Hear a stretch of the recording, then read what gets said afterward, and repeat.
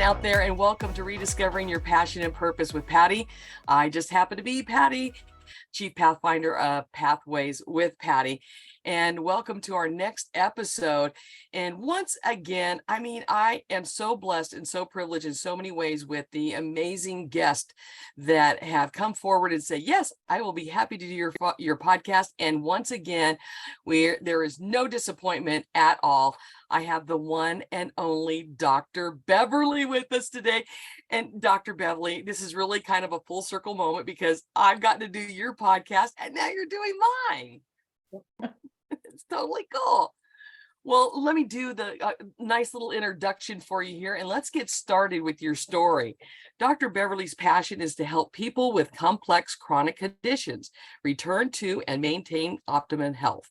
She does this through her Dancing Bear Healing Center and her Dancing Bear Enlightenment Academy.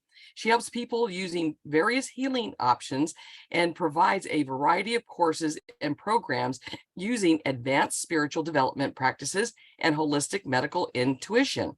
She is a holistic professional and medical intuitive, energy and shamanic practitioner, a medical hypnotherapist, author, and speaker, has a weekly podcast, and sponsors a semi-annual holistic transformation and healing mastery summit, which I'd like to add I've had the privilege of being on. Her signature talk and free program is OM for Success. This 3-part program is based on the Taoist principle of Wu Xin, which shows people the importance of regular meditation, balance, harmony, good health, and how to manifest the happiness they deserve in life. Once again, welcome, Dr. Beverly. It is such a joy to have you here today. Thank you. It's a pleasure to be here. By the way, OM is Om. Om. Okay, so don't stay. Well, see, now I'm already learning something, and we've just started this podcast. Thank you for validating that for me. And I hope that you will go into more about what that also means. Sure. So Dr. Beverly, I know that the path that you have been on your life, it has not always been a smooth one. There have been those challenging things that have brought you to this moment in time.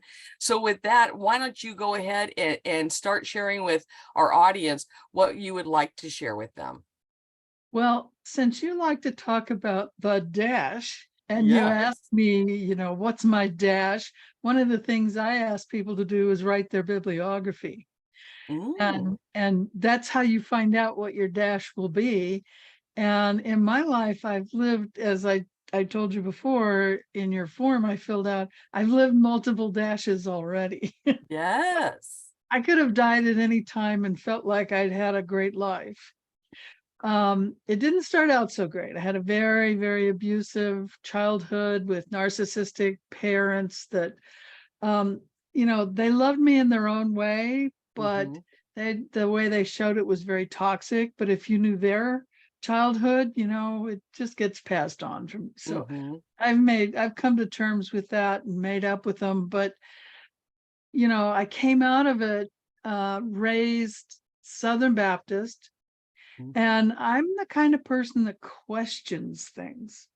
So when I was a teen, I think I was like 14, I couldn't figure out why we went to church and someone would read a line out of the Bible and then had to tell us what it meant. And I've always had a critical mind. My dad screamed at me my whole life, think for yourself, think for yourself. What he really meant was do what I tell you to think. But I didn't buy that. I actually thought, so that created a lot of conflict between us because I did think for myself. So I decided, well, my mom made me memorize all the books of the Bible in order. And I thought, why don't I read it like a book? Well, I was a kid. I had no biblical training other than what I got in church, which is all the wrong kind of training anyway. And no offense to people that think that everything in the Bible should be taken literal. It shouldn't, but I took it literal because I didn't know any better. I read all the begots and I thought, why do they have all these begots? And why are there, and why does this book not sound like that book? And why is the Old Testament so different from the New Testament? And this was in the 50s. And at that time, every magazine cover said God is dead. Oh. Newsweek, everything. You have to be old to remember this stuff. Hmm. And I went, God is dead. This is BS, this Uh-huh. whole religion thing and Bible, and I wasn't feeling it. So I would ask people, what's the purpose of life? And I had no purpose. So I Hmm. was just sort of, I spent, well, the first thing that happened was I had to leave home because I couldn't stand, I was the whipping boy, there's always one kid Mm. that takes the brunt of everything. And my parents had told me story after story, and I knew they were all lies. And when I was old enough to leave home, which is right after high school graduation, I told my sister the stories. And she got mad at me, said, I'll never speak to you again. I mean, she just couldn't believe. And I said, no problem. I left. My mom screamed, take the birds, take the goddamn birds. And if you ever said goddamn around her, she would scream and yell at you. You weren't allowed to say it, but she's Hmm. screaming at me, take the guy. I used to breed parakeets. Got that from my grandmother who bred canaries. And my dad screamed, you don't know anything. You can't do anything. You'll be back in 6 months. That was my send Wow. off to life. Wow. What a send-off. Yeah.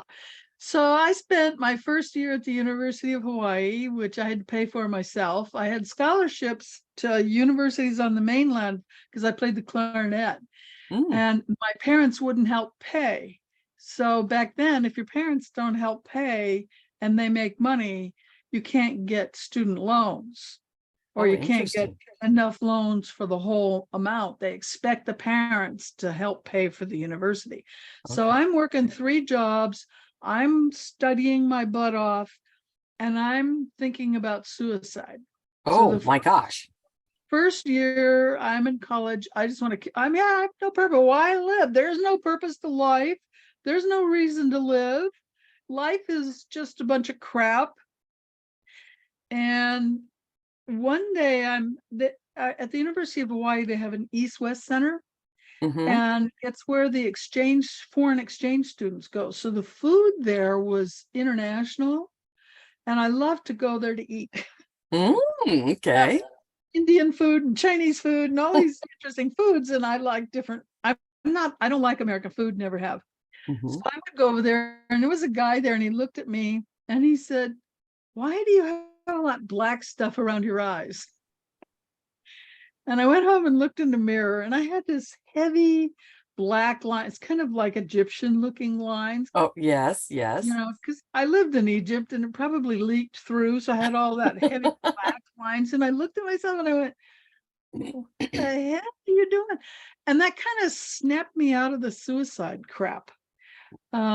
It was one of those moments that I don't know what happened, but I just said, okay, I'm just going to live. Well, you So I know had what's kind of interesting? Maybe it's almost like with you just the way you just told that story. It's like he almost validated you, like he was seeing you and asking you, why. yeah, So maybe yeah. that was part of what snapped you up because in a sense, he validated you. Probably for the first time in my life, I was validated. Someone Yeah, saw, because I yeah. was basically invisible, Hmm. or I was abused. Hmm. People, when you have a certain energy, everybody abuses you. And I've always had the ability to become invisible. Mm. Um, if in fact I can do it deliberately. You just contract. I know what it is now. You just contract your aura, and people just don't see you. Wow. But I didn't know that back then because I was so contracted and my chakras were turned off. And we'll get to that in a minute. Hmm. But I just, was going along, and I had wanted to become a doctor. I always wanted to be a doctor. I wanted to help people and help them heal. And how on earth I was going to be lucky to get a bachelor's degree? How on earth am I going to go to medical school? I'd have to get a master's and have to do all this stuff. And I just, you know, um, I just was just floundering. I didn't know what to do.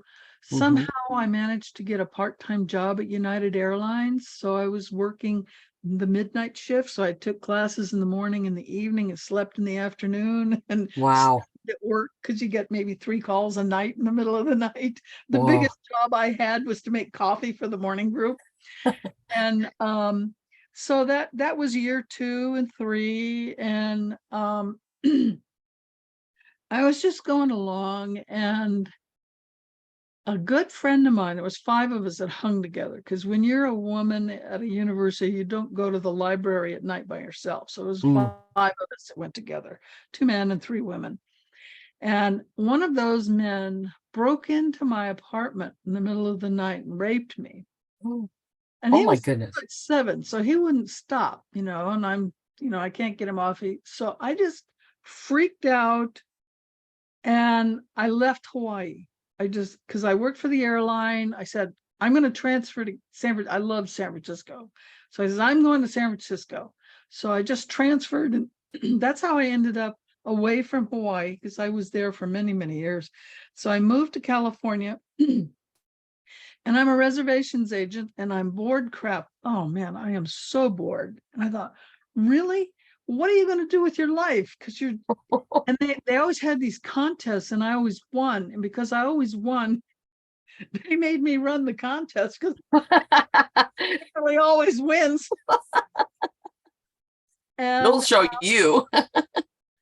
well, it was such an easy job, is to help people and book them. And I was really fast at it. Oh, no problem. And get all these orchid letters, and because I was really fast and good at what I did, but I was bored. I mean, it was just nothing. And so I called my supervisor over, and I don't remember his name, but he was a sweetheart. And I said, what do I do? He says, well, you're really good with the computers. You just whip these, because back then we had these really, this was the 60s, you can imagine. There was no terminal, it was push buttons, and it Oh, did a punch card, and the punch card went on a conveyor belt, and they filed it. oh my And gosh. so I was really good at punching these out. And he said, you're good with computers. Why don't you go to Heald Business College? And because I says, well, I don't know if I'm any good. He says, they'll give you a test. Mm. So I went and took a test, and I aced it. There was 3 tests, and I said, I got 100 on 2 of them. And on one of the tests, I got one wrong, because this is the answer, and that's the wrong answer. This is the answer. So she went and she graded it. And sure enough, I got 100 on 2, and the one that Oh, I missed was the exact question I told them that they had the wrong answer for. So needless to say, I studied computers, and I thought, well, I can't be a doctor, but I can go make money. I can be hmm. successful, make a lot of money, and then I can do whatever I want. So that's what I did. I transferred to the computer center at United Airlines at the maintenance base, and that's where I met my husband. Well, the man that I married. So I got married, and life goes on. I have a baby, blah, blah, blah. So now I'm really successful. I'm making a lot of money. I now make more than he does. Still working in computers. Still working in computers. I'm a project manager, then I'm a manager. And I go back to school because I didn't really have any people skills. Mm. And I knew they were going to make me a manager. So I went back. To become a programmer, you have to have an associate degree in computer science. So I went back to school, because I had 3 years at the University of Hawaii. It took me 1 semester to get an associate degree in computer science, because between Heald Business College and all that, I only needed a couple of computer classes. So I got that. And then I thought, to be a manager, I really need to get my bachelor's, Mm. because now we're into the 70s and people needed a bachelor's. So I went and got a bachelor's degree in human relations and organizational behavior. It took me only a year and a half, because I already had so many credits from all the school from before. Hmm. And I really learned a lot about how to deal with people. And I was in this narcissistic relationship, codependent relationship with my husband. Mm. Well, I never learned anything as a kid or as a young adult. So I only knew I was unhappy. Mm-hmm. I didn't know why, but I was starting to grow up. I Mm-hmm. was starting to become self-aware. Um, and and I kept driving to work crying. And I finally decided, if I go to work crying one more day, I'm going to go find a therapist and get help, because I don't know what's wrong. But back then, going to a therapist was like, you're crazy and there's something wrong Taboo. with you. And Yes. I had security clearances, and you just, I'd lose my job. And that's what I thought anyway. I was wrong. Mm-hmm. But anyway, so I did. I went to a therapist. The first thing out of my mouth is, I'm crazy. And I knew he Mm. was going to lock me up. I knew, because I knew my mother was crazy, and I had obviously become my mother. Uh-huh. And he said, you're not crazy. And then I argued with it. After he's told you you're not crazy, you're gonna argue with him. Yeah, Yeah. So we had a good laugh at that later on, sometime later. But I'm telling, I'm not crazy. Of course I'm crazy, because nothing made sense to me. But I didn't know what codependent was. I didn't know what narcissistic was. I put my daughter in therapy. I filed for a divorce. I learned all of this stuff. I did one therapy session with my daughter and her therapist said, we don't need therapy together. We need just individual therapy. And she told me to read Codependent No More by Melody Beattie. And I read that and I went, holy crap. I grew up, I became my mother, I married my father, I recreated the whole thing. Oh, And wow. apparently this is what most people do. So I spent 4 years in therapy, and I had gotten sick. Now I left this part out, but while I was still married, I had started getting sick.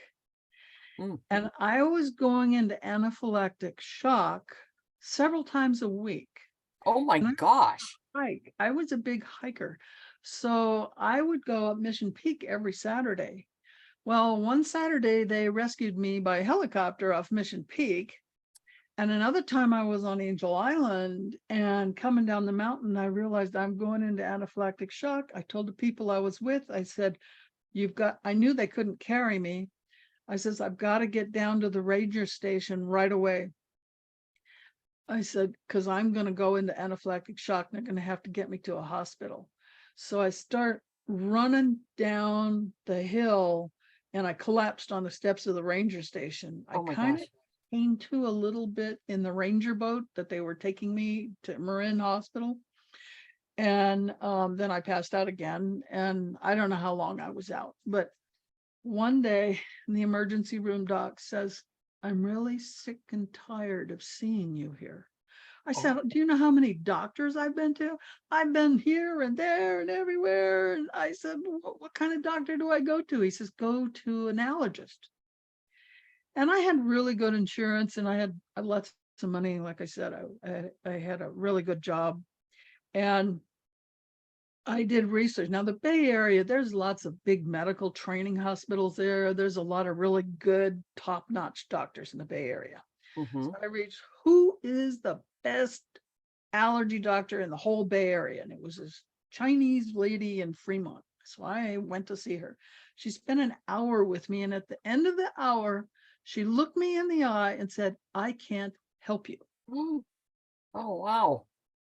And I'm going to die, because I knew I was going to die. I'd already had several near-death experiences by then. And I'd already gotten divorced, and I'd been in therapy for like 4 years.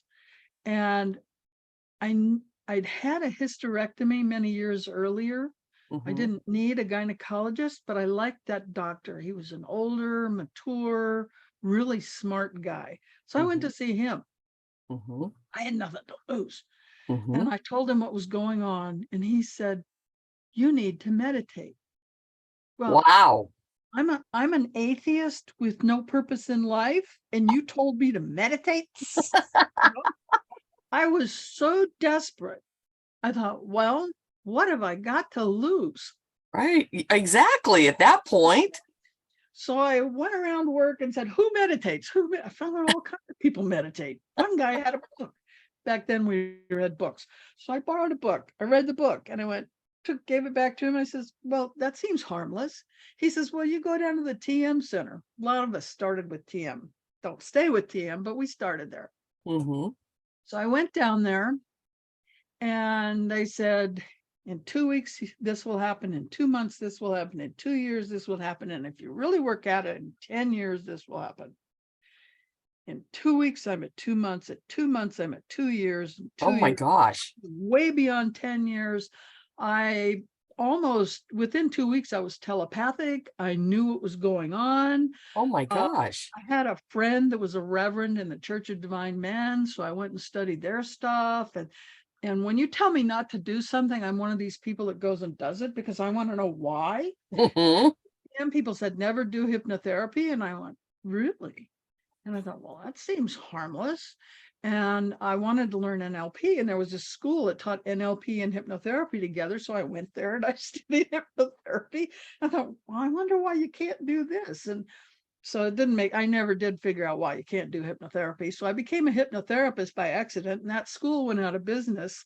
So I went to a different school and they had a master's program. So now I have a master's and then I have a medical hypnotherapy program. So I did all this stuff on the side because it was helping me. Mm-hmm. And it was helping me get better. And did you stop having the anaphylactic shocks at that point? Well, there's part of, you tell this story and then you're, well, wait a minute, I didn't tell you this part. So I had cancer, I had fibromyalgia, I had leaky gut syndrome. I mean, the list goes on and on and on and on. I can't even remember everything. Someday I should write them all down. Mm-hmm. And I was addicted to Diet Coke. Probably shouldn't say brand, but every time I drank so much Diet Coke out of aluminum cans. Okay. I had no clue.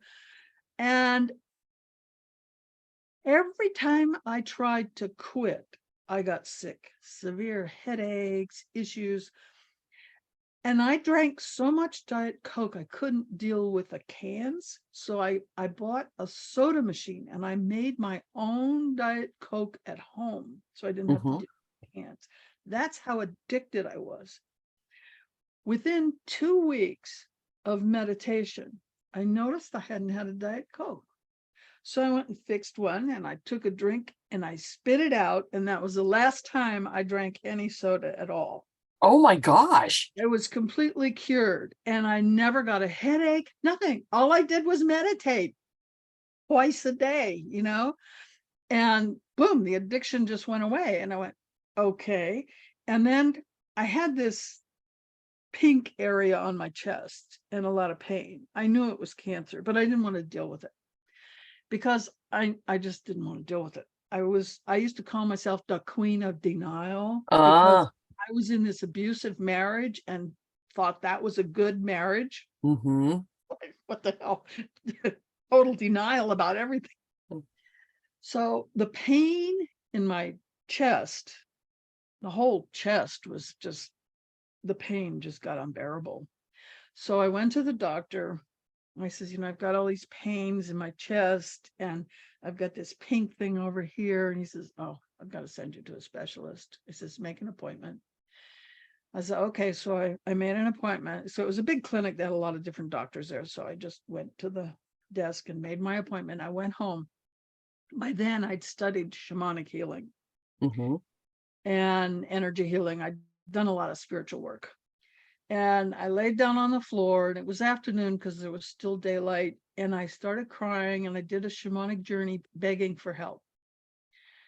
Well, in comes Raphael and in comes 3 beings. I saw them as pink balls of light. I call them angels. And they're working on me and I pass out. I woke up, I don't know how long later, but it was dark out. And the first thing I noticed was the pain was gone. And I sat up and looked at my chest and the little pink thing was orange. So I go to the specialist and he goes, I don't understand this. He says, he points at a chart. He says, you got this kind of cancer, but it looks like it's going away. Oh, wow. He says, if that orange thing isn't gone in 2 weeks, come back. And he gave me some cream to put on it. And it just got smaller and smaller and went away. So people now, before I started this healing, my hair was like straw. My face was white. I had no color. My lips were stark white. I had to wear makeup to look alive. Mm-hmm. And I started healing. My hair was no longer like straw. I had color. I had color to my lips. And people started saying, "What are you doing?" And I said, "Well, I started meditating and I learned shamanism, I learned Reiki, and I learned this and hypnosis and Uh-huh. self-hypnosis. And, I just started working on myself." And they said, "Well, will you help me?" And I went, Oh. "Sure, yeah, no problem." So they'd come to my house and I'm helping my friends. And then friends of friends, and then their families, and then friends of friends of friends. Mm-hmm. One day, this woman calls and she wants an appointment. And I went, "Okay." She showed up and I says, "Who referred you?" We went back 6 people. So she had a chain of 6 people who had referred me, and I didn't know any of them. Oh, And she said, wow. "What do you charge?" Charge? I mean, I didn't need money. Why would I charge? I was just helping people for fun. I had a Uh-huh. job. Uh-huh. Um, so she handed me money and she says, "You're too good not to charge." And I went, "Holy crap, if people are going to just show up at my door and pay me money, I'll open an office." Mm-hmm. So in the meantime, I quit corporate America. I started a consulting company, ADBO Consulting. So I was the person you called when your company was in trouble. So Okay. sometimes I was the third, fourth. So one time I was the seventh project manager they hired. And if they didn't get this project done, the company was in trouble. And I Mm-hmm. was the person that just came in, cleaned it up, got it done. I got things done on time within budget. And to do that, I worked maybe 6 to 9 months of the year, 20, 30 hours a week. So Wow. lots of time. And in my spare time, I had this healing center. So I'm doing these two things. So I have back then it was called the Dancing Bear Alternative Healing Center. So I'm doing this, and by now I've had 5 near-death experiences. So when I look at how successful I was in corporate America, because I left this part out. I actually got my boss. So there was the president, there was the director. My boss was chief information officer, and I was a second level manager. So I had managers under me. He always wanted to be a director and report to the president. He comes to me one day and says, "Would you like to be a director?" I says, "Well, I'm too far down the chain." He says, "Do you want the job or not? Go see Duzak, his boss." I thought, okay. So I went to see his boss, and Duzak says, "Make an appointment for an interview with the president." I said, okay. Oh, So I made an interview with the president. I walked in and the president said, "How would you like an $8,000 a year raise and an $18,000 a year bonus?" what? Back in the 90s, this was a lot of cash. Yes. And I went, "Yeah, yeah, I'll take that." You can't tell anybody because some other people applied and we're going to have to let them know they didn't get the job first. So I already had the job. Oh my gosh. So if you want to know, did I live, in corporate America, I was a total success. There's one dash. Mm-hmm. Yes. I decided to create my own consulting company and just go out and consult because I didn't want to work full time anymore. Mm-hmm. And so there's another dash. Okay. See? I had a 6-figure salary working part time in the middle of Silicon Valley. And in my spare time, that's when I did a 3-year residential shamanic training. I did all kinds of stuff. I went to Nepal for a while. I went to Glastonbury. I studied with 2 living Buddhas, Taoist Wow. master. I mean, I studied with all of these things. And I realized I need to share with people how to heal themselves just using meditation. So I started teaching meditation classes. I wrote my book. Originally, the first release was in 1999. And it was the workbook for the class. And so I just started doing all of that. And then um, 9/11 happened. Mm. And first the .com industry crashed, but I was still okay because their businesses would be in trouble, and I was the person that fixed things that weren't working. Right. So I was okay, but 9/11 kind of killed everything. And I went, okay, what am I going to do? Mm-hmm. And I was always concerned that I didn't know enough, that because when you study shamanism or you study hypnosis or you study Reiki or whatever, people will tell you, oh, you can use this to heal anybody. And that is not true. Mm-hmm. Every modality has a strength and a weakness. Mm-hmm. And you need to know when people actually need Western medicine, Right. when to refer. And I felt through my ignorance, I could hurt someone. Mm. And I was renting an office from a chiropractor, and she said, you'd be a great acupuncturist, but I'm afraid of needles. But I really wanted to learn homeopathy, and she used homeopathy. And so I went to a naturopathic medical school in Arizona. So that's how I got from California to Arizona. So I shut Okay. down my businesses and I moved to Arizona, and I was just doing the healing stuff. Mm-hmm. And I did do some consulting stuff part-time, and I did the healing part-time, but mostly I'm going to medical school. I take a class called facial rejuvenation while I'm in naturopathic medical school, and I fell in love with acupuncture. I said, Mm-hmm. oh my God, this is so much fun. It's not like a syringe. You think of a needle as a syringe. No, you're not doing blood draws and stuff. Right. Turns out I'm pretty good at blood draws. But so after 3 years after 2 years at a naturopathic medical school, I didn't like their acupuncture program. So I dropped out, and I'm going to PIMA, which is the Phoenix Institution of Herbal Medicine and Acupuncture. So I'm going to 2 medical schools at once. Oh my gosh. I know, I'm an overachiever, remember?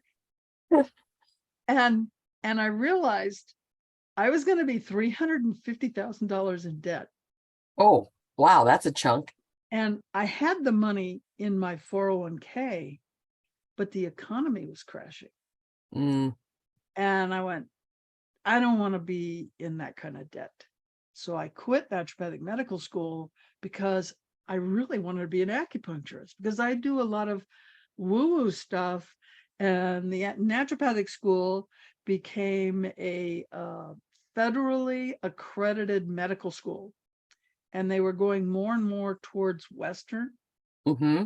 Not why I was there. I was there for naturopathy, not.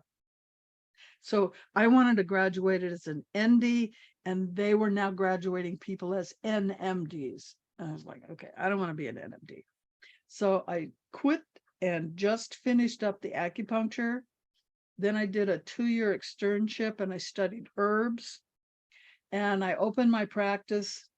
So that's kind of a limbo state, but you could say my father told me I would never amount to anything. I've amounted to all kinds of stuff. I've already finished 2 dashes, and now here I am, a licensed professional. I think I've made it. So here's another dash for you. Yes. And so I opened my practice, and I'm going along, and I'm doing really well, then COVID. The Dun, dun, dun. Dun, dun, dun. Well, the week before COVID, I fell and I broke the tibia and the fibula at my ankle.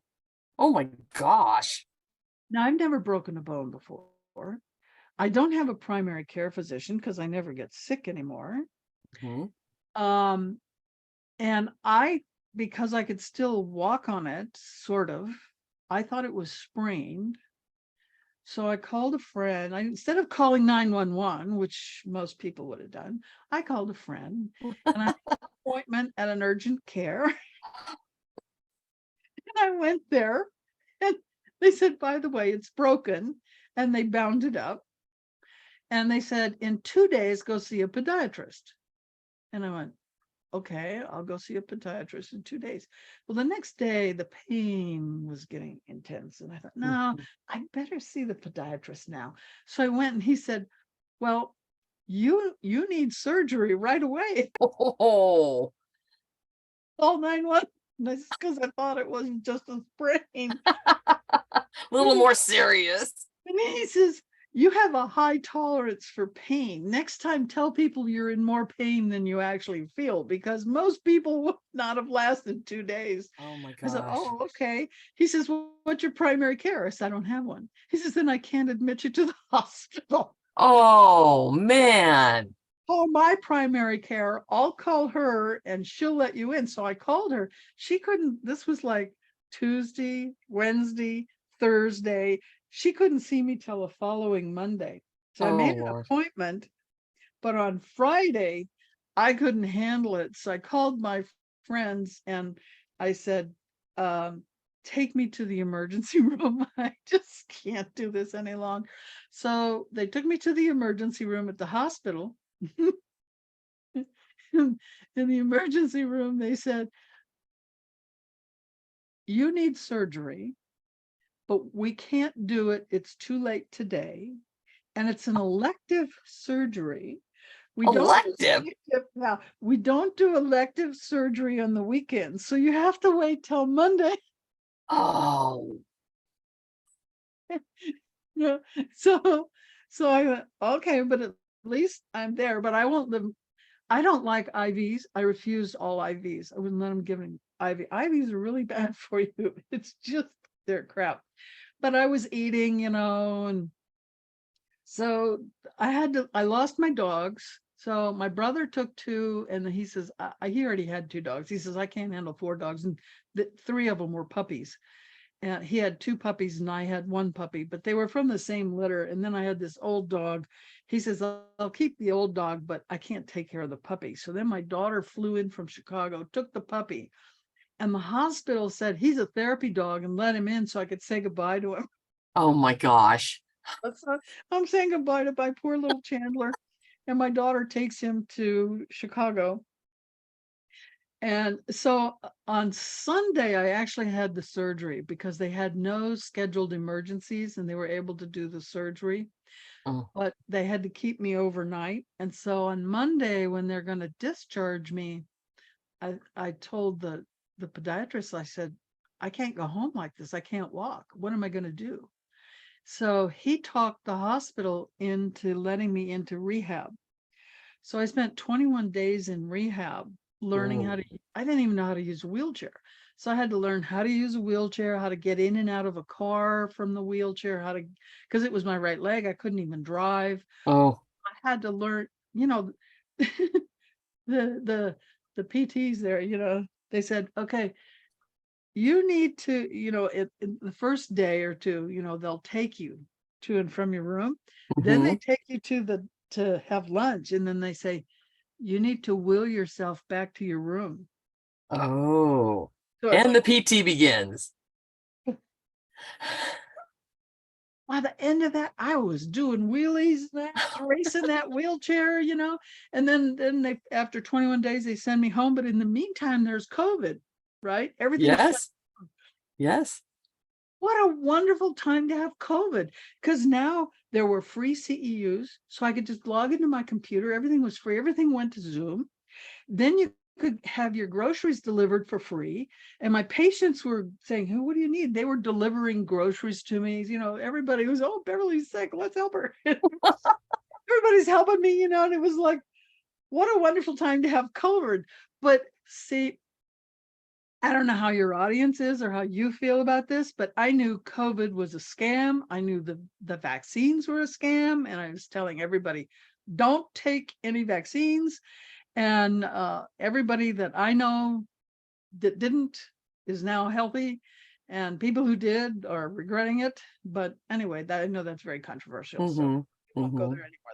So people would come to my house and do you have to wear a mask? No. Okay, thank you. And then I was, I'm racing around my house, and the PT says, you're moving really fast. So, I can do 90-degree turns going really fast. So I'm having fun with this. But then I went to, and they put this heavy cast on me. I call it my cast iron cast. It was fiberglass. It was really Oh. heavy, and I couldn't walk. So it had a slick bottom so that I wouldn't accidentally to put any weight on it. It was Mm-hmm. non-load bearing. And I went to have it removed, and they were supposed to put a walking cast on. And the doctor took it off and he said, I don't understand. You're completely healed.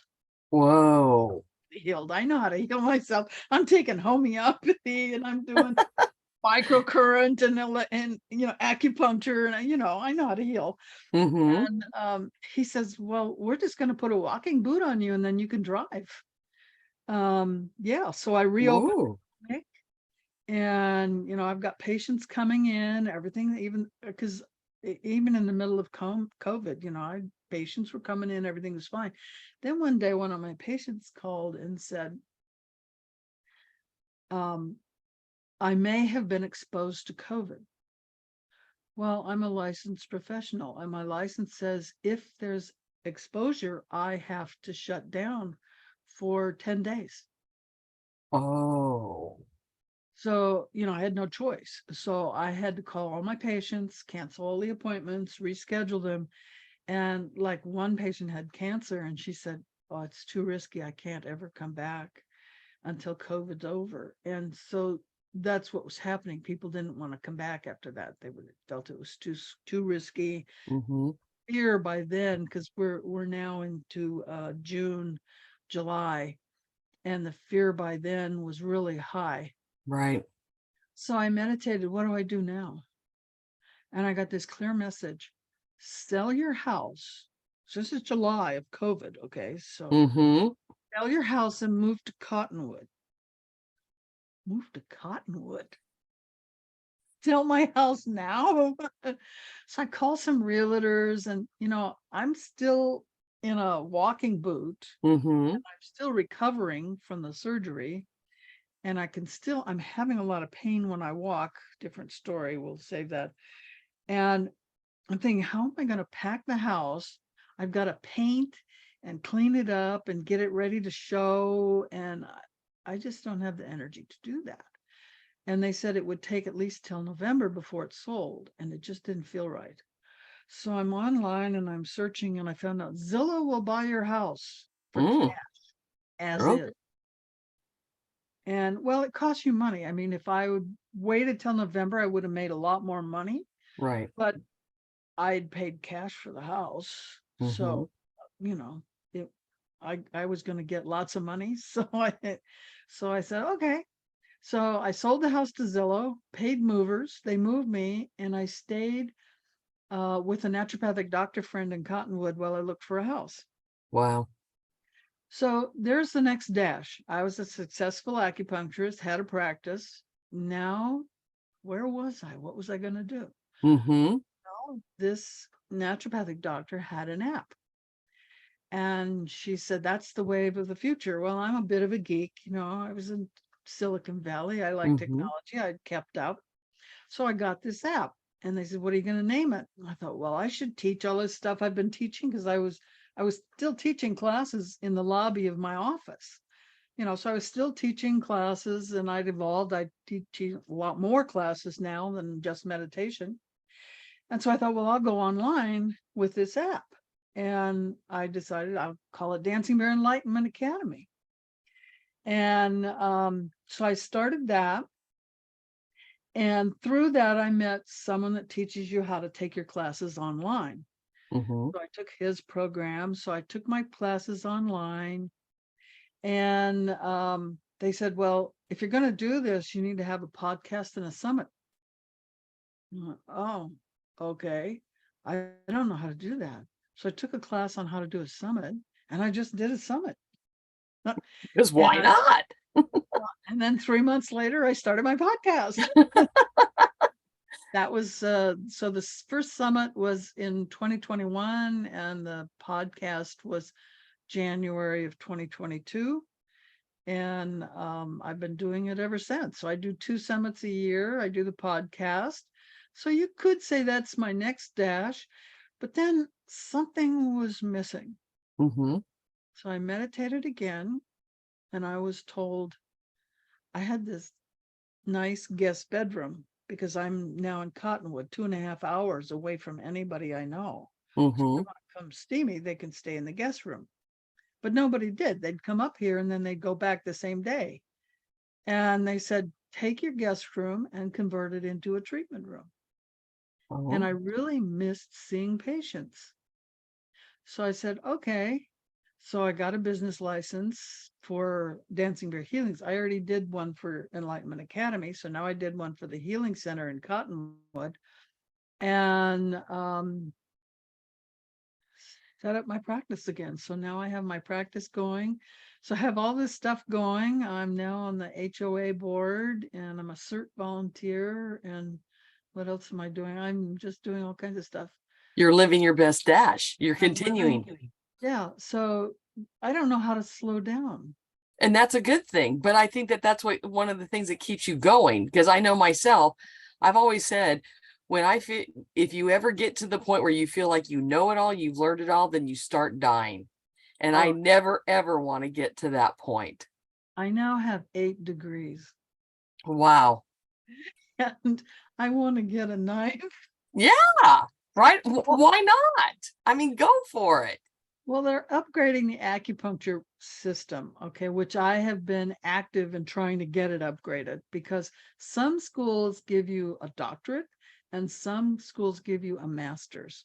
It's Mm, the same curriculum, the same degrees, the same studies, the same everything, the same license, but one's a doctor and one's not. mm-hmm. I said, that's not right. Everybody should be a doctor and you should upgrade the requirements to become an acupuncturist. Because when I went, if you could fog a mirror and you had the equivalent of a junior college degree, they'd let you in. And to me, that's wrong. You Mm-hmm. need to have at least the equivalent of a bachelor's degree. Now, when I Mm-hmm. said that to some of my fellow students, they got mad at me because they didn't have bachelor's degrees, but at the time I already had let's see, by then I had 2 associates, a bachelor's, and a master's. Um, so they didn't like that, but it took 10 years of work. But now you can get a doctorate across the board in acupuncture. So I have a master, so I want to go back, and it would take, I think, 2 semesters, and I'd have my doctorate in acupuncture. So But that's what for I want you, because how fastly you progress, it's probably only going to take 1 semester instead of 2, right? to. But in 2 or 4. Well, actually, I got through acupuncture school, which is a 4-year program that most people take 6, and I got through it in 2. See, there's my point. There's my point. Can I ask you real quick, how did you decide on Dancing Bear would kind of be your logo and be your company? What brought that about? Okay, well, I wanted to start my healing center and my consulting business at the same time, and I'm crap at names. I don't remember names. I take pictures of people so I can remember who they are. Mm-hmm. Because I'll hear a name and I go, who's that? And I have to look at the picture. Oh, yeah. I'm one of those people that say, I saw this great movie, and it starred that guy, Yes. it's terrible. And I thought, how am I going to name this business? So I went on a shamanic journey. What do you do? Right. I, Mm-hmm. I said, I need a name. So I had this particular way. I won't go into the details of how I usually journey, but there's a pathway. We all have our way of journeying. Mm-hmm. And I normally follow this path. And there was a bear. Well, I love bears. I've always liked bears. I had stuffed bears all over my bedroom, bears everywhere. Mm-hmm.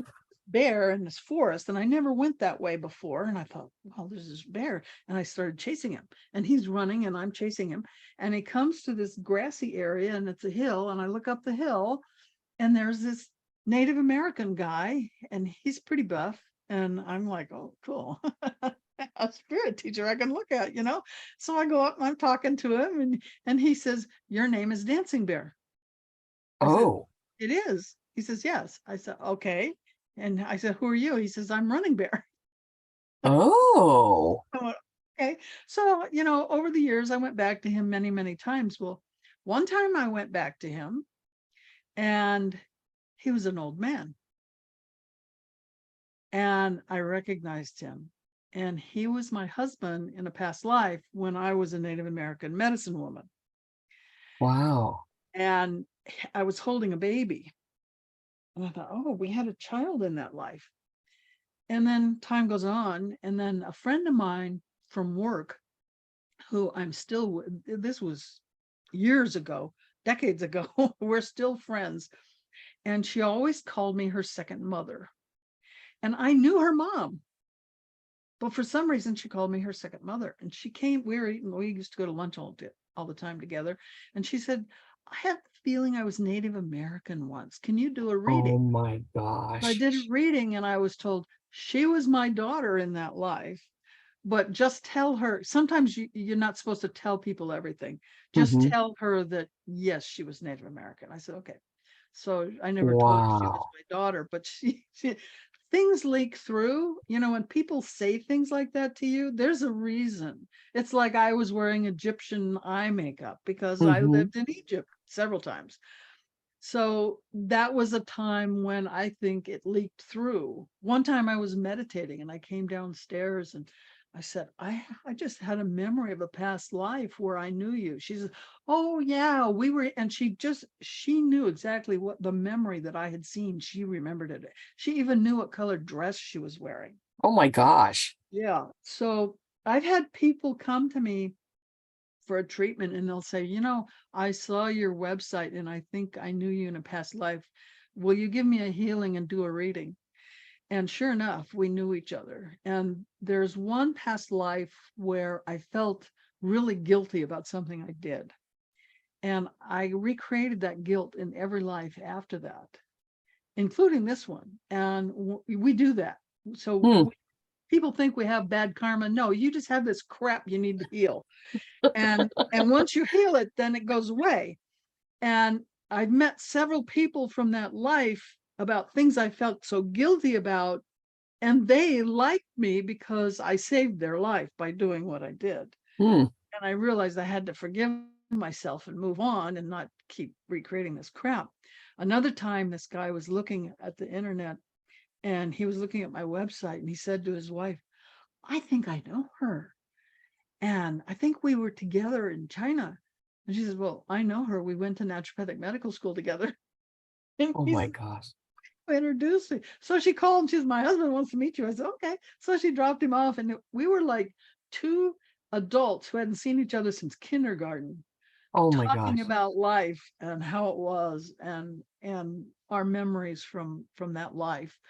And that's when I really realized that I needed to just forgive the past and let it go. And that's one of the reasons people get sick. Hmm. They're carrying over crap from a previous life, and you've probably been doing it through many lives over and over and over until you heal that aspect of your soul. Hmm. The other thing that happens is we get trauma and it fragments our soul. Hmm. And that's what I really like about shamanism is it pulls those fragments together. Now, if you're really good at energy work, you can do it that way as well. You don't have to use shamanism. But I Hmm. learned soul retrieval from Sandra Ingerman, and so I do that a lot of times with people. I just do a soul retrieval and Now, kind of going back to basics here, when it comes to meditation, I know myself, I mean, I've been attempting it and doing my form of it for a number of years. My problem continues to be all of the outside thoughts that continue to come in.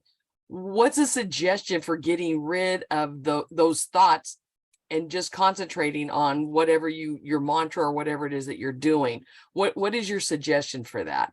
that's a good question. That's why I teach meditation based on the 5 elements, because some people should not sit. They shouldn't sit and meditate. It's the wrong pose for them. They Okay. need to walk or stand or do yoga. A lot of yoga is for exercise, which is not the purpose of yoga. For some people, they need to learn how to focus. And what happens is it's called monkey mind. And that's what a lot of people suffer from is monkey mind, because they are afraid to face who they are. One of the first things in my Mm. book is beware. It's a caution. You will get to know yourself. Remember, I'm the queen of denial. I Mm-hmm. didn't want to know myself. I don't want to face my crap. I don't want Mm-hmm. to face the fact I'm not perfect, that I say things sometimes that people find insulting. You may have noticed I'm very direct. I don't hide anything. I've had people say, you should never talk about politics. I talk about it all the time. I don't care. If you don't like it, I don't care. You don't have to like it. Mm-hmm. You know, Mm-hmm. I'm an independent, by the way. I don't like either party. I see through both sides. Both sides lie. Can't you see it? So one of the things you wanted to know is, what is my superpower? Yes. One of my superpowers is I just know things, and I know it like that. Mm-hmm.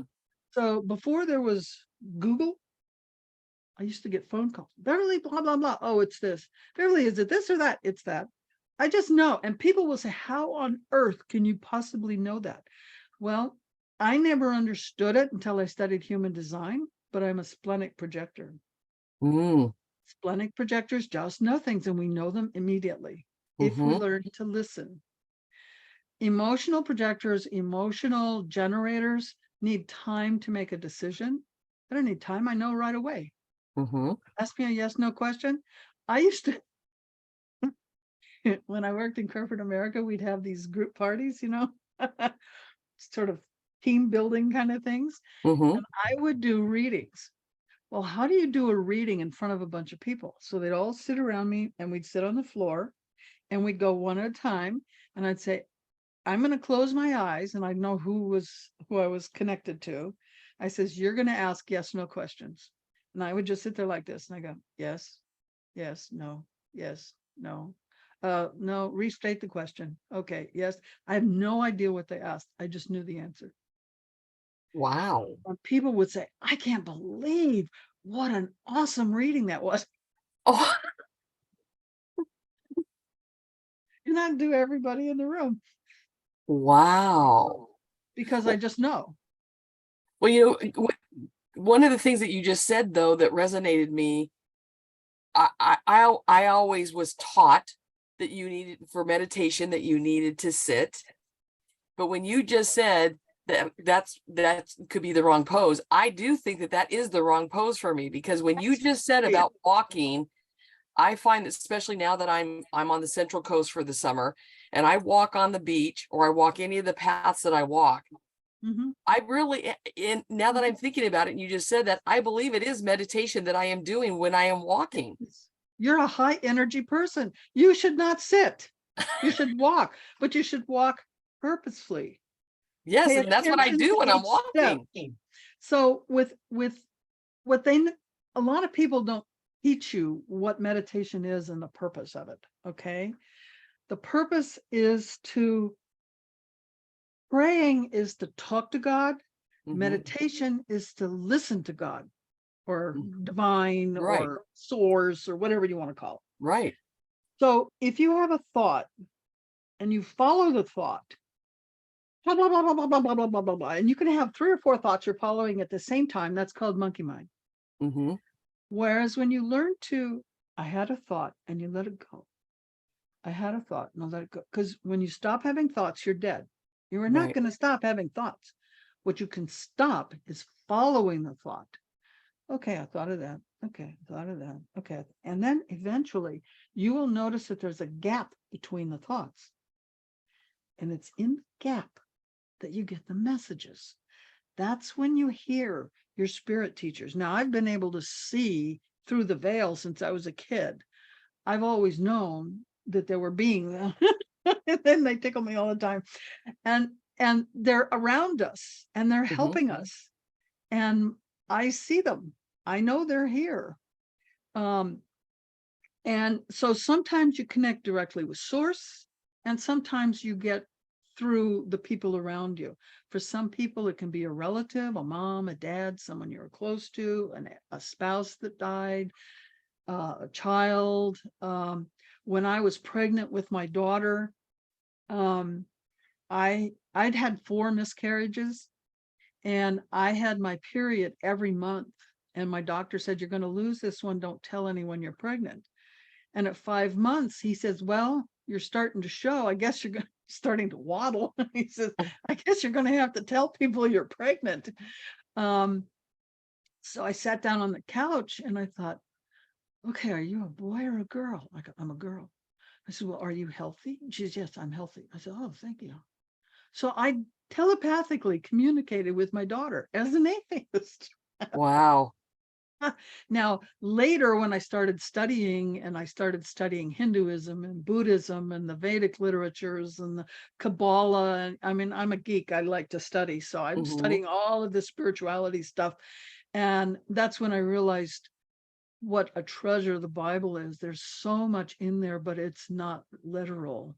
Hmm. I mean, there's some stories that are literal, they're good training, but there's so much symbolism in there. And Right. then you start reading things like the Epic of Gilgamesh, and you go, oh, Genesis is from the Epic of Gilgamesh. Oh, okay. And then you start finding out that the Bible was written over time and it was rewritten.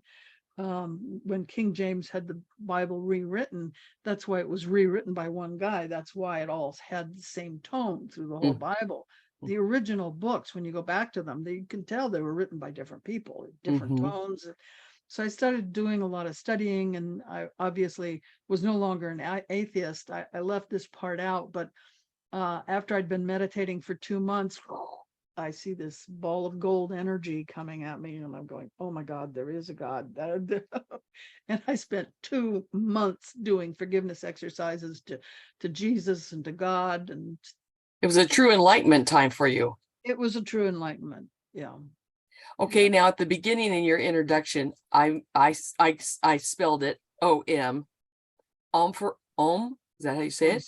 It started out What as is that? What is that? AUM. It's evolved over time, but it stands for the vibration of the universe, at least the one we're in. It's the vowels, A-E-I-O-U. And when you study ancient Aramaic and ancient Hebrew, they never wrote with the vowels. They left the vowels out. They only Okay. wrote with the consonants. And so when people read the ancient texts, you can take it multiple ways depending on how evolved you are. It's kind of like when you read Shakespeare, you can take it literally, or you can start looking at what's the symbolism behind what it means, and then what's the symbol behind the symbol.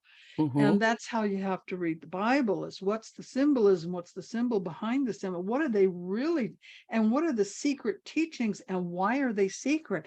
Because the Catholic Church went around killing all the Gnostics, and there were Christians before Jesus. Okay, people don't realize that Hmm. Christianity didn't start with Jesus. Um, so they started killing all the Gnostics and everybody. And so Western culture, they even took away the fifth element. Western culture, there's 4 elements, right? And when I studied science, in the history of science in college, they said, oh, they used to believe in this 5th element called ether. Ha, ha, ha, ha, ha. And they used to ask how many angels dance on the head of a needle. Well, guess what? Physicists have now found out there is an ether. And in the East, they never lost that 5th element. Okay. Okay. In Chinese medicine, they call it wood, and metal is actually air. But if you go to the Vedic literature, they have air and aether, or ether. I don't like to use the word ether because people think it's the gas, and it's not Right. gas, it's aether. It's spelled A-E.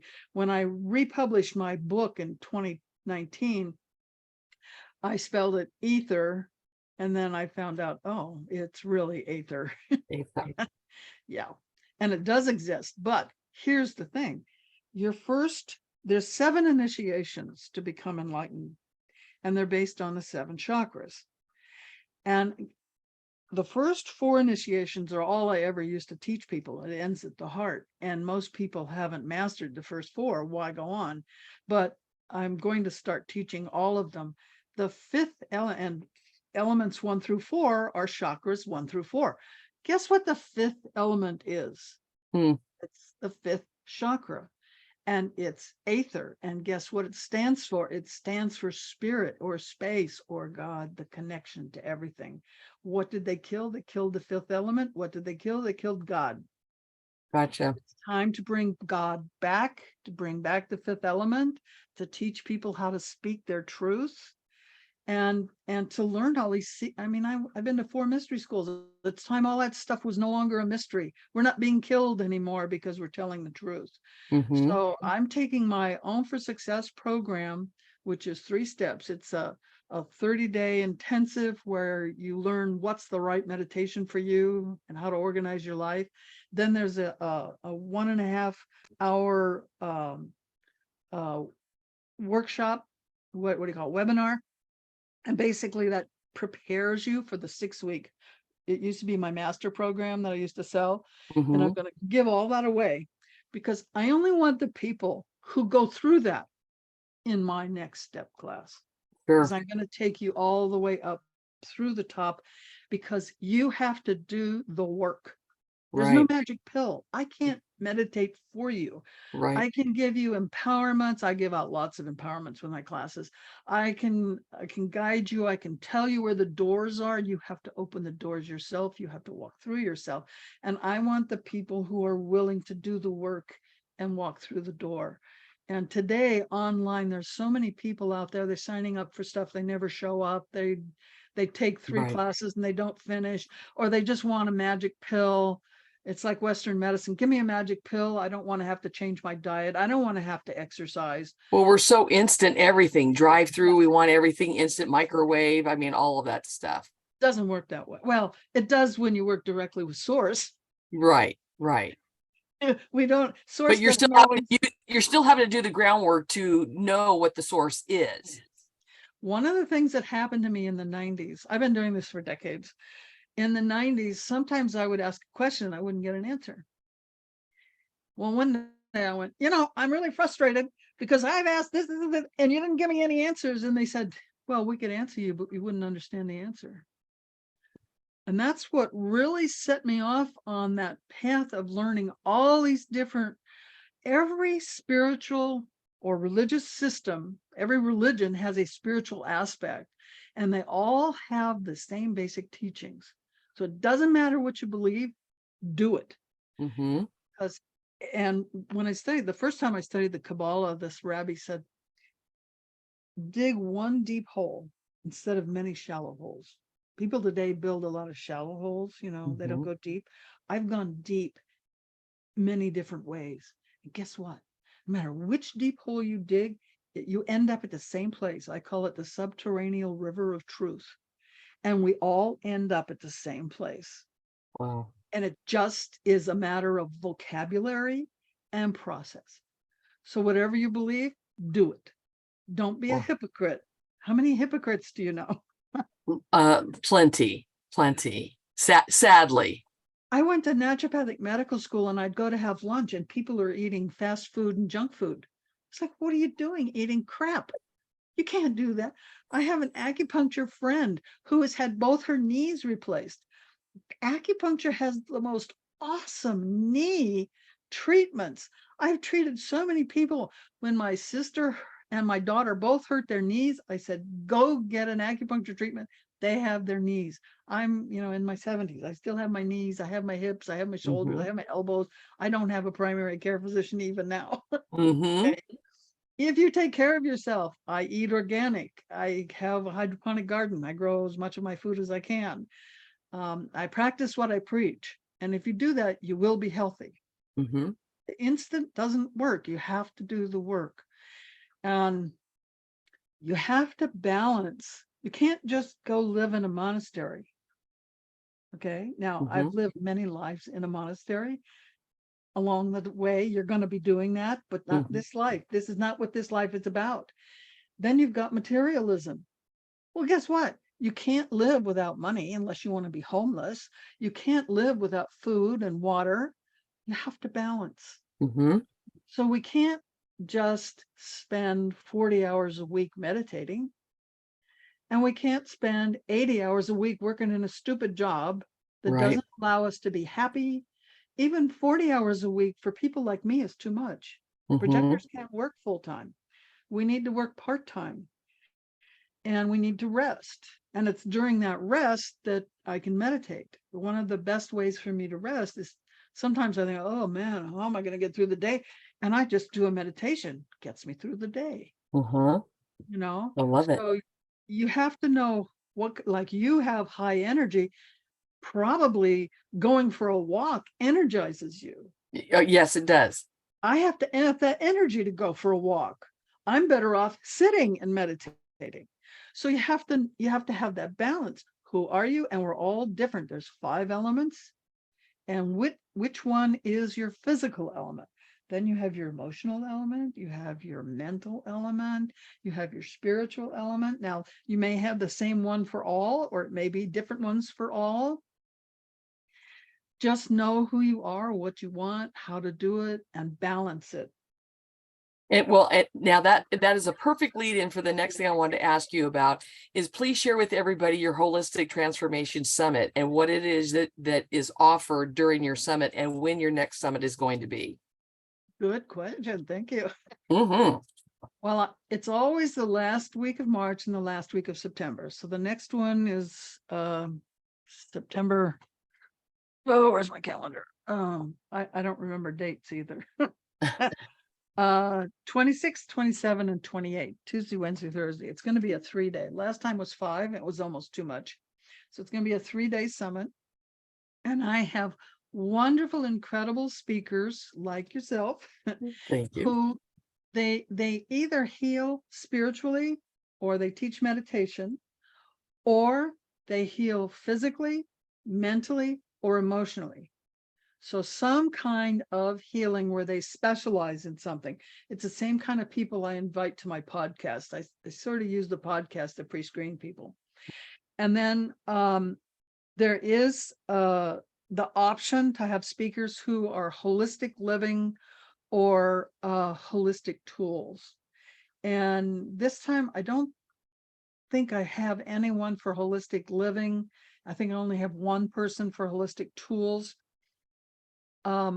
It's going to focus more and more on healing, whether it's spiritual, physical, mental, emotional. Mm-hmm. And in the future, right now they're pre-recorded because I don't have the energy to do them live. I tried pre-recorded combinations and I tried live as a projector. I don't have that kind of energy. So I need to have someone as the, what do you call it? It's, bad with names. I just lost the name of the word. An MC. So I need to have an MC with energy to introduce the speakers and have all the speakers live. So starting next year, that's what we're going to do. Remember, I'm putting my name in the hat for that one. Remember? Oh, I've already told people about Patti, and she's going to be my MC. Oh, right on. I know you're going to be my MC because you have wonderful energy, and it's that kind of energy that we need to bring so that people get introduced better, because I'm kind of a deadpan kind of a person. But along with that though, because people are knowing right now listening to this podcast, even though you're an even keel and it is very smooth and it is mesmerizing in some respects, because one of the things that I've noticed listening to you, it is because I was a little bit tired before this podcast. I had just gotten done with another one I had done and I was a little bit tired. You have energized me just from your words and the way that you have been speaking. And that is the other thing that I noticed when I was blessed to be introduced to you by our friend Brenda, and got to be on your podcast, your summit and your podcast in March. But one of the things that I really wanted to do is I wanted to listen to the other speakers. I almost listened to every single one of them because it's all a new, I don't want to say a new world, but a new genre for me to explore. And it was fascinating how much I started learning about things I did not know about. And the more I talked to you, and we've had several conversations over the last several months, you've opened the door for me in so many different ways. And that's one of the things that I really want to impress upon with my audience that's out there is, I know for some people, it almost seems like, oh, woohoo type of stuff. And, oh, I'm not into that.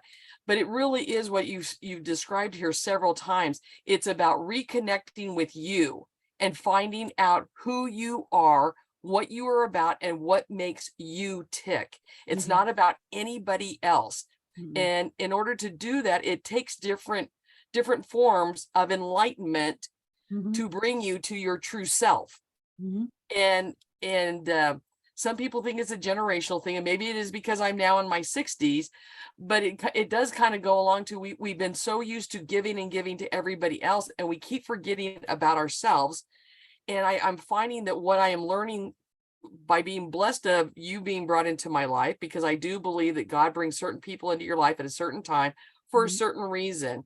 mhm. And I believe that the reason that I was brought to you is because I'm ready to get that enlightened piece in my life. And so I keep learning. And that's what I want to impress upon everybody that's listening is all of these things that Dr. Beverly has just talked about, and the things that she does, and the things that she's explored, and the things that she has learned, not only about herself, but she's so good about helping you to find what works best for you, to heal yourself mentally and spiritually and even physically. And I think that Dr. Beverly, we can both agree we are in a world right now that is hurting and it Yeah. needs a lot of healing, but Mhm. it all starts with us. We have to heal ourselves first before we can start making any kind of a difference in the world. Wouldn't you agree with that?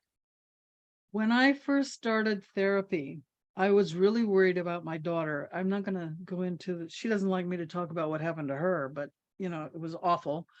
And I was concerned about her. And I said, I'm really here because I want to help my daughter. And he said, no, you have to help yourself.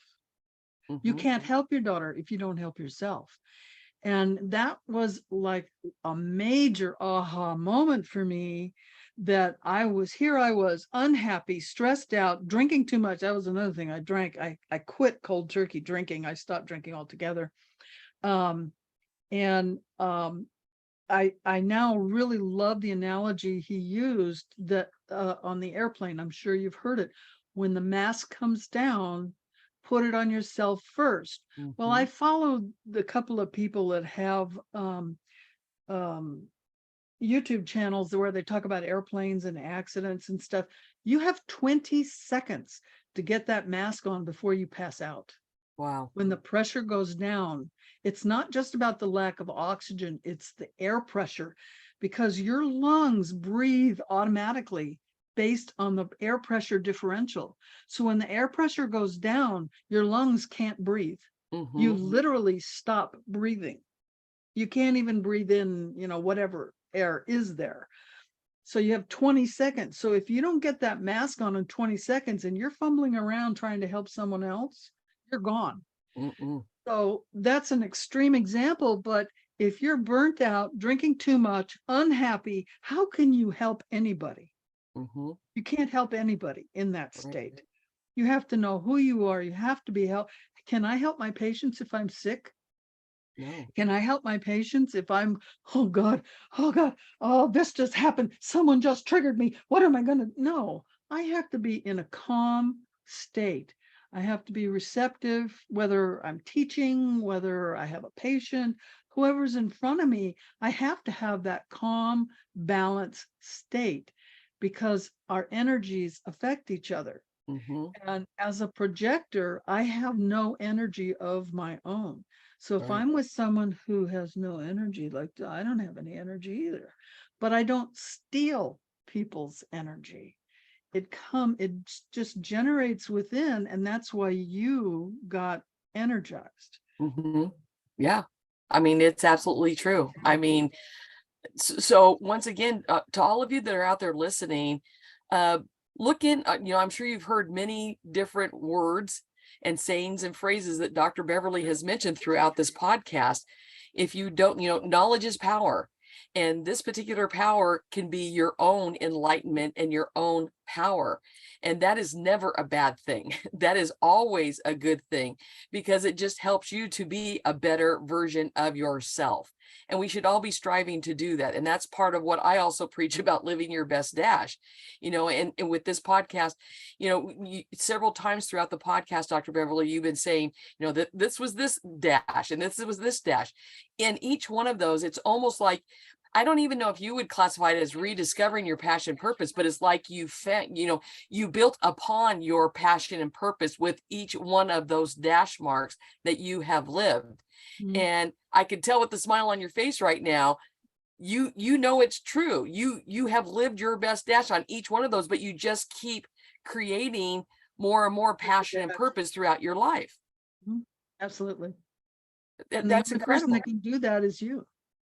Yes. Yes, Do it for you. You have to do it for yourself. that's exactly right. Yes. Now you've already told us about your superpower, and we know now about all the different dashes that you've lived and how well you are living your best dash and what you're doing right now with that. So what I would like you to share with our audience, since we're coming to the end of our time here, what would be your final thoughts or words of wisdom that you would like to share with everybody? Well, this is what I end everything with. Be the light you want to see in the world. Amen. That's exactly right. Now, I know we're going to have some people that will want to reach out to you, Dr. Beverly. So when they want to do that, I know that I will have it in the description for the podcast. But why don't you tell us verbally right now how they can get in touch with you? Well, dancingbeargift.com will get you on my email list. And it's an ebook that goes with my book. So my book is The 5 Elements, and it talks about, I categorized meditations into 5 categories.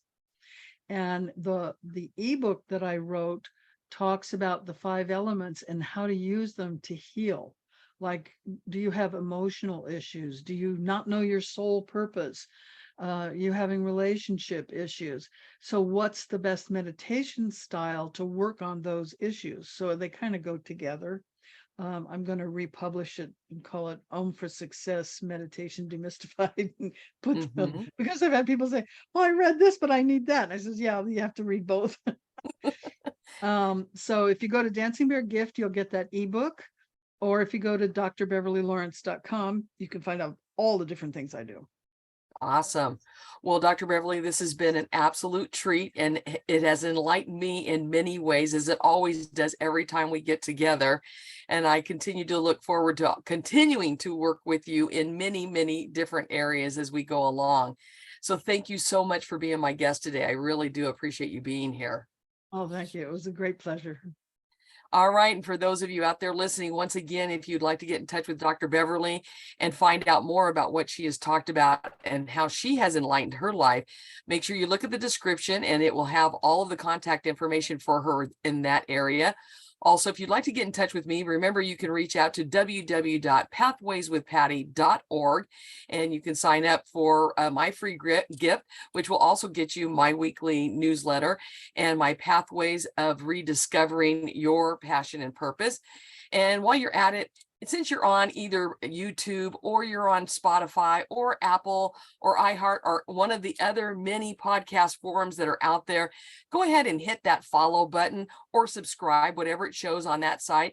So that way you know exactly when each and every new episode of Rediscovering Your Passion and Purpose is coming your way, because you don't want to miss one single episode.